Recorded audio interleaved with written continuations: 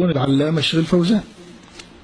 والشيخ الفوزان علامة ملأ الدنيا علما وسارت بعلومه الركبان، وهو في نظر الكثيرين وأنا منهم أعلم أهل الأرض وأفقه الناس، وكلنا عالى عليه وكلنا يتعلم كلام، فقال هذا القول.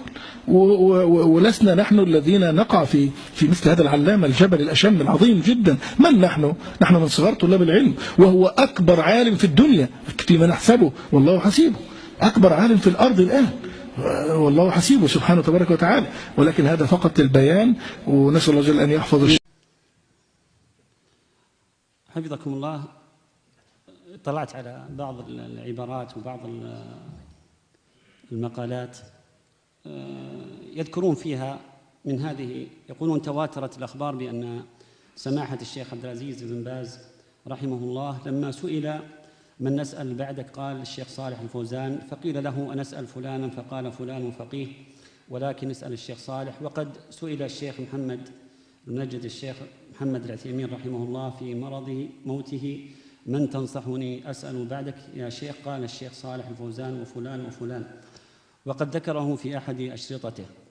وكذلك ذكر الإعلامي عبد الكريم بن صالح المقرم في مقال له في جريدة الجزيرة في عام 1430 بعنوان مواقف وذكريات في حديث العلامة بن عثيمين عن الشيخ صالح الفوزان. يقول مختصر لكلامه: ركب الشيخ ابن عثيمين ثم التفت إلي قائلا هذا الشيخ صالح الفوزان، يعني كان يسمعه في الإذاعة. قلت نعم يا شيخ، هذا برنامج نور على الدرب. ابتسم الشيخ ابن عثيمين رحمه الله وقال ما شاء الله، القلب يرتاح لفتاوى الشيخ صالح الفوزان. هكذا هم أهل العلم الربانيون، يحب بعضهم بعضا ويوصي بعضهم ببعض. حفظكم الله. لو تحدثتم عن علاقتكم بالشيخ ابن باز من خلال إدارته للإفتاء، وأيضا العلاقة التي بينكم وبين الشيخ محمد بن عثيمين من خلال تواصلكم معهم من خلال هيئة الكبار العلماء. أعطنا الأول.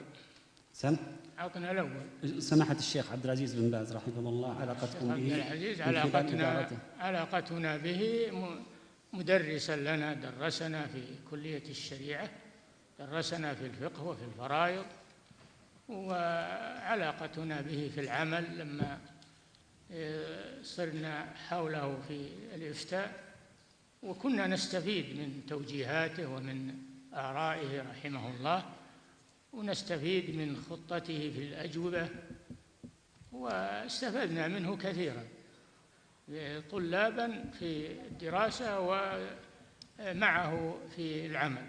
نعم. والشيخ محمد بن عثيمين رحمه الله. الشيخ محمد بن عثيمين ارتباطنا به في الحج. إذا كنا في التوعية في الحج كنا جميعا ونتدارس بعض الأمور ونتعاون على حلها، وكنا نستفيد منه كثيرا رحمه الله.